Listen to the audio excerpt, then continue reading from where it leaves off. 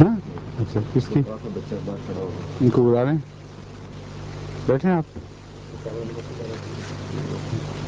ماشاء اللہ بکثرت اللہ تعالیٰ کے فضل کے ساتھ مختلف ملکوں سے مبارکبادیں بھی آ رہی ہیں اور تحائف بھی پیش ہو رہے ہیں. بڑی بڑی عظیم قربانیوں کے نمونے جماعت دکھا رہی ہے اور عورتوں کی قربانی تو حیرت انگیز ہے. پہلے بھی ایک دفعہ تحریک کی تھی تو سب کچھ بعد انہوں نے سب زیور دے دیے تھے. پھر دوسری دفعہ پھر کوئی اور تحریک ہوئی، پھر بچا کچھ اس میں ڈالا. اب پھر جو کچھ تھا اتار کے پھینک دے دیا. تو اس جماعت کے ساتھ ایسا دشمن کیسے مقابلہ کر سکتا ہے جو حکومتوں کے پیسوں پہ پلتا ہے؟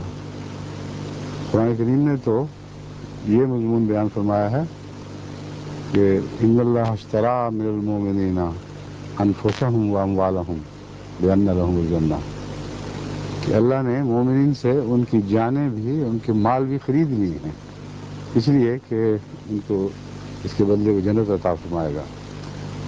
تو آج دنیا کے پردے پر دیکھ لیں، جس طرح جماعت احمدیہ اپنی جانیں پیش کیے ہوئے ہے اور اپنے اموال پیش کر رہی ہے، اس کی کوئی مثال آپ کو کہیں دکھائی نہیں دے گی. تو جو مقابلہ کرتے ہیں کرتے رہیں گے، لیکن ہم تو قرآن کے بتائے ہوئے نسخوں پر چلیں گے انشاءاللہ، اور اسی میں کامیابی ہے. بغیر تحریک کے رحمان خدا کی صفات اپناتے ہوئے جس طرح بن مانگے جماعت نے روپیہ پھینکا ہے تو حیرت انگیز چیز، ناقابل یقین بات. اللہ بہت مبارک کرے، بہت برکت ڈالے، اور برکت ڈال رہا ہے، ورنہ ہماری جماعت کی مالی حیثیت ہے کیا جو اتنے بڑے بڑے کام کر سکیں. مگر جو جانی قربانی ہے وہ بھی عظیم ہے. پیچھے جرمنی سے راشد گڈر جو جرمن احمدی نوجوان ہیں، وہ آئے ہوئے تھے یہاں، جو کام کرتے دیکھا انہوں نے سب کو. جاتی دفعہ مجھے کہہ رہے تھے کہ میری عقل بھن آ گئی ہے. جرمن قوم کو بڑا سلیقہ ہے کام کا اور بڑی توفیق ہے. وہ کہہ رہے تھے جس طرح میں نے یہاں احمدی نوجوانوں کو کام کرتے دیکھا ہے تو میں تو حیران رہ گیا ہوں. اسکولوں سے، اپنے دوسرے کاموں سے سیدھا یہاں پہنچتے، رات گئے تک یہاں ٹھہرتے، دن رات کام کرتے، لڑکے کیا لڑکیاں کیا. بڑا اللہ کا فضل و احسان ہے. دعاؤں میں خاص طور پر خراب اس بات کو یاد رکھیں، جب خدا کو فضل نازل فرماتا ہے تو پھر حسد بھی پیدا ہوتے ہیں، حسدانہ کوششیں بھی بھڑک اٹھتی ہیں، اور ہمارے پاس تو طاقت نہیں کہ اس آگ کو ٹھنڈا کریں. اللہ ہی ہے جو حسد کی آگ کو ٹھنڈا بھی کرتا ہے، اس کے شر سے مومنوں کو بچاتا ہے. بعض دفعہ اسی آگ سے گلزار نکال دیتا ہے، پھول کھل جاتے ہیں. تو یہ دعائیں کرتے رہیں، کیونکہ عاجزی کے ساتھ دعائیں کرنا لازم ہے. جتنی بڑی کامیابی نصیب ہو اتنا زیادہ دعا کی طرف توجہ ضروری ہے، ورنہ انسان بعض دفعہ بہک جاتا ہے. وہ سمجھتا ہے کہ ہم اپنے زور بازو سے کر رہے ہیں، اور جہاں یہ شیطانی خیال داخل ہوا وہی ساری برکتیں جاتی رہتی ہیں.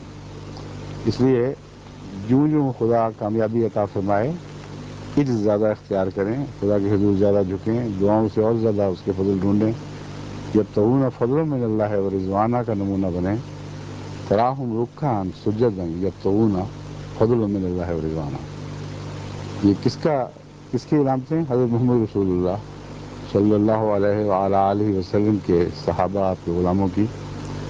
محمد رسول اللہ والذین معہ اشداء علی الکفار رحماء بینہم تراہم رکعا سجدا. تم انہیں خدا کے حضور جھکا ہوا پاؤ گے اور سجدے کرتے ہوئے دیکھو گے. یبتغون فضلا من اللہ و رضوانہ، اللہ ہی سے فضل مانگتے ہیں اور کسی سے کچھ نہیں مانگتے، اور اسی کی رضوان حاصل کرتے ہیں. فضل کے ساتھ رضوان بھی ساتھ شامل ہوتی ہے. یہ ایک بہت پیارا مضمون ہے. خدا جب رحمتیں کرتا ہے تو سب سے بڑی رحمت اس کی رضوان کی صورت میں اترتی ہے. عطا بھی کرتا ہے، پھر راضی بھی ہو جاتا ہے. اس سے بڑھ کر شان کا دینے والا کون ہو سکتا ہے؟